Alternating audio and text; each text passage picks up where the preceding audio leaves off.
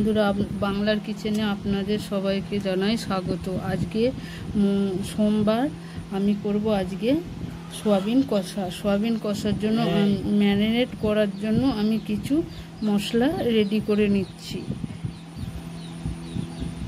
করার জন্য আমি দেবো পেঁয়াজ, রসুন, কাঁচা লঙ্কা বাটা 2 টেবিল চামচ,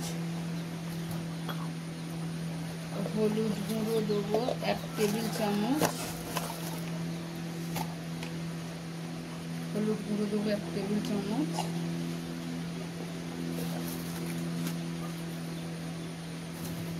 জিরে গুঁড়ো দেবো 1 টেবিল চামচ,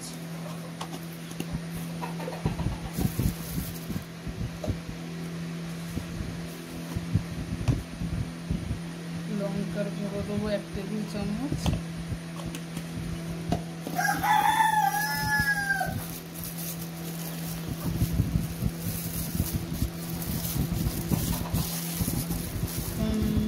দেবো 1 থেকে 2 টেবিল চামচ,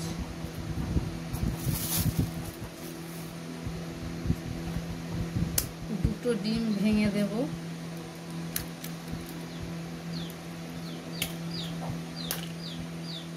দুটো ডিমকে আমি ভেঙে দিলাম। এবার আমি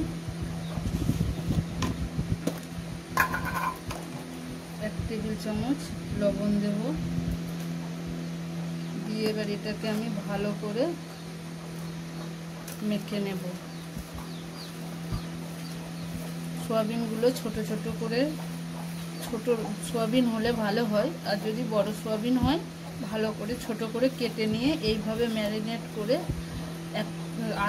10 থেকে 15 মিনিট ফ্রিজে ভরে রেখে দিয়ে, ফ্রিজে ভরে রেস্টে রেখে দেবেন। ফিরে আসছি আরও কিছুক্ষণ পর। এইভাবে আমি ভালো করে গুছিয়ে নিয়ে আধা ঘন্টার জন্য আমি রেস্টে রেখে দেব। তারপরে আবার আমি মেন রান্নাতে ফিরে আসব। বন্ধুরা, এটা আমার ম্যারিনেট করা ছিল, এটাকে আমি এবার ভাজবো। কড়াই ভাজার জন্য আমি পরিমাণ মতো তেল দেব। আপনারা সাদা তেলেও করতে পারেন ও সরষের তেলেও করতে পারেন। আমি সাদা তেল অল্প করে দিয়েছি, আরও কিছুটা সরিষার তেল দিচ্ছি। এবার আমি এই তেলটা গরম হওয়া পর্যন্ত একটু অপেক্ষা করব। দেখতে পাচ্ছ তেলটা আমার গরম হয়ে গেছে। এবার ম্যারিনেট করা সয়াবিনগুলোকে আমি এবার অল্প অল্প করে ভেজে নেব। অল্প পরিমাণে দিয়ে ভাজতে হবে, না হলে ভাজা ঠিক মতো হবে না। এবার এটাকে আমি হালকা টু লো ফ্লেমে ভাজবো। হালকা টু লো ফ্লেমে ভাজছি। এবার আমি এক পিঠটা ভাজা হয়ে গেছে, এবার আমি হালকা হাতে আবার এগুলোকে উল্টে পাল্টে ভালো করে নেড়ে দেবো।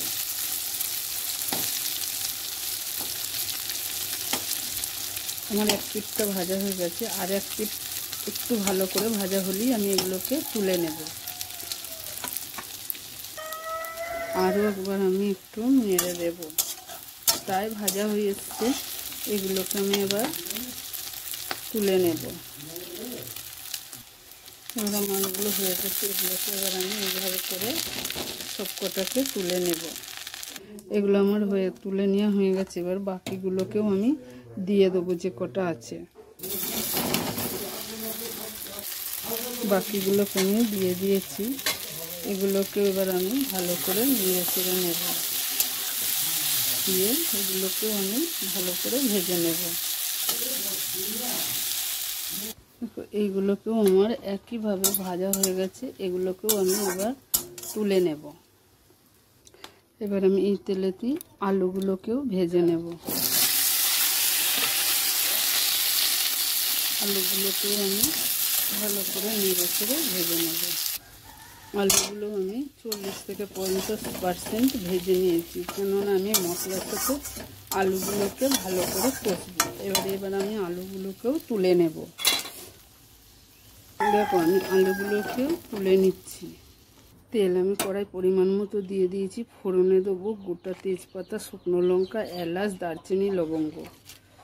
এবার এগুলোকেও আমি 1 থেকে 2 সেকেন্ডের জন্য নেড়ে চেড়ে ভেজে নেব। ভাজাটার পর আমি পেঁয়াজ দেব। দেখতে পাচ্ছ আমার ফোড়নেরগুলো ভাজা হয়ে গেছে। এবার আমি 3টে মিডিয়াম সাইজের পেঁয়াজ কেটে রেখেছিলাম, সেই পেঁয়াজ 3টেকেও আমি দিয়ে ভালো করে নেড়ে চেড়ে ভেজে নেব। ভালো করে নেড়ে চেড়ে ভেজে নেব। এবার আমি গ্যাসের ফ্লেমটা হাই করে দেবো, যেহেতু আমি পেঁয়াজ ভাজবো। এখন পেঁয়াজগুলোকে এবার আমি একটু নেড়ে দেবো। যেহেতু হালকা পরিমাণে আমি নুন দিয়েছি, সেই জন্য পেঁয়াজগুলো আমার নরম হয়ে গেছে। এবার আমি 2টো মিডিয়াম সাইজের ছোট টমেটো কেটে রেখেছিলাম, সেগুলোকে আমি এর সাথে দিয়ে দিলাম। যতক্ষণ না কাঁচা গন্ধটা যাচ্ছে ততক্ষণ আমি ভালো করে নেড়ে চেড়ে ভেজে নেব। দেখতে পাচ্ছি পেঁয়াজটা আমার ভাজা প্রায় হয়ে গেছে। এবার আমি বাকি মশলাগুলো এর সাথে অ্যাড করব।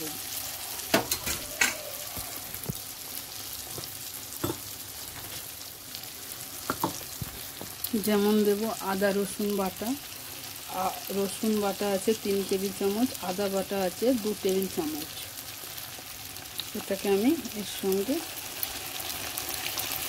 ভালো করে নেড়ে চেড়ে কষে নেব, যতক্ষণ না কাঁচা গন্ধটা যাচ্ছে এবং মশলা থেকে তেল ছাড়ছে। আরও মশলা দেবো, এটা কিছুক্ষণ নেড়ে চেড়ে নেওয়ার পর বাকি মশলাগুলো দেবো, সেগুলো আপনাদেরকে আমি দেখাবো। আমি আদা রসুন বাটাটা বেশ কিছুক্ষণ কষে নিয়েছি। এবার আমি দেবো 1 টেবিল চামচ হলুদের গুঁড়ো, 1 টেবিল চামচ লঙ্কার গুঁড়ো,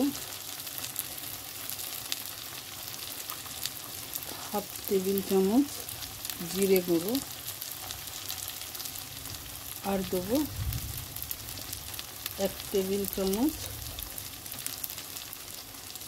লবণ।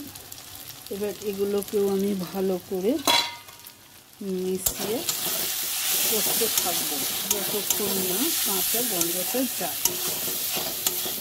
দেখতে পাচ্ছ বন্ধুরা, আজকে আমি করছি সয়াবিন আলুর কষা। বাকিটা খুবই ভালো লাগে খেতে। এইভাবে বানিয়ে গরম ভাতের সাথে দুর্দান্ত লাগে খেতে। আপনারা বানিয়ে খেয়ে দেখবেন। মশলাটাকে আবার আমি নেড়ে চেড়ে দেবো। হালকা পরিমাণে একটু জল দেব, যাতে আমার গুঁড়ো মশলা দেওয়া আছে সেটা না বসে যায়। হালকা পরিমাণে জল দিয়েছি। এবার আমি মশলাটাকে ভালো করে নেড়ে চেড়ে নেব, দিয়ে ঢাকা দিয়ে কষতে থাকবো। এভাবে আমি ঢাকা দিয়ে দিলাম। এভাবে ঢাকা দিয়ে আমি কষতে থাকবো। ফিরে আসছি 2 মিনিট পর।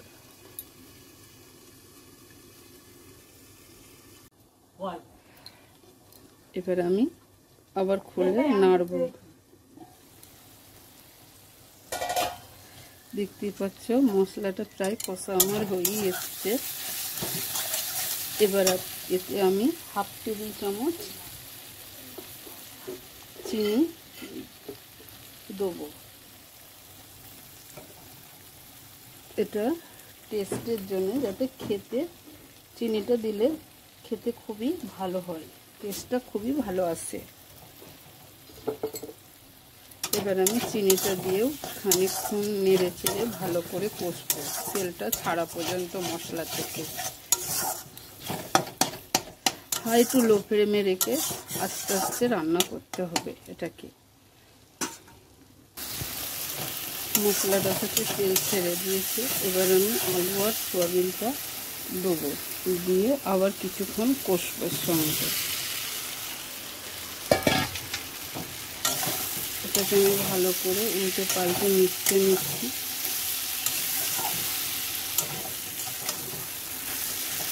ভালো করে মশলাটা মাখিয়ে নিয়েছি। এবার আমি ঢাকা দিয়ে দেবো। 2 থেকে 5 মিনিটের জন্য ঢাকা দিয়ে হালকা টু লো ফ্লেমে এইভাবে ঢাকা দিয়ে তরকারিটাকে রাঁধতে হবে। এবার আমি 2 থেকে 3 মিনিট পর ফিরে এলাম। এবার আমি খুলে দেখব। দেখুন মশলা থেকে জল ছেড়ে দিয়েছে। এবার আমি উল্টে পাল্টে আবার ভালো করে নেড়ে ছেড়ে নেব।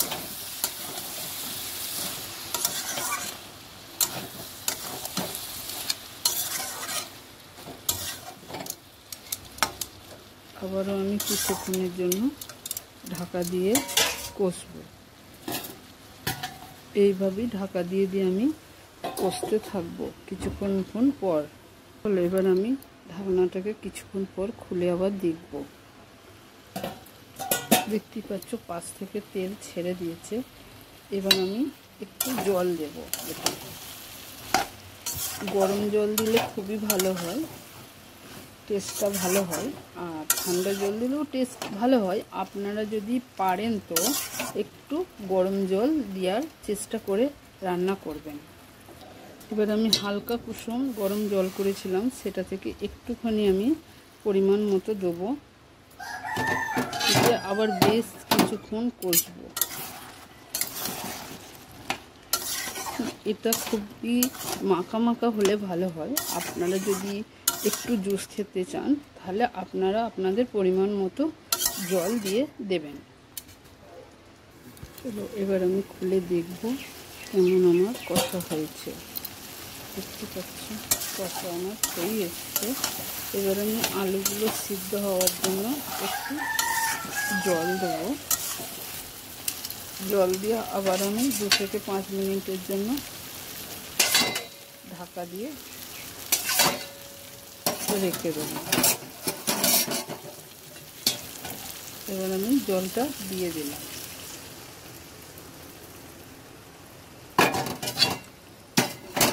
এই জলটা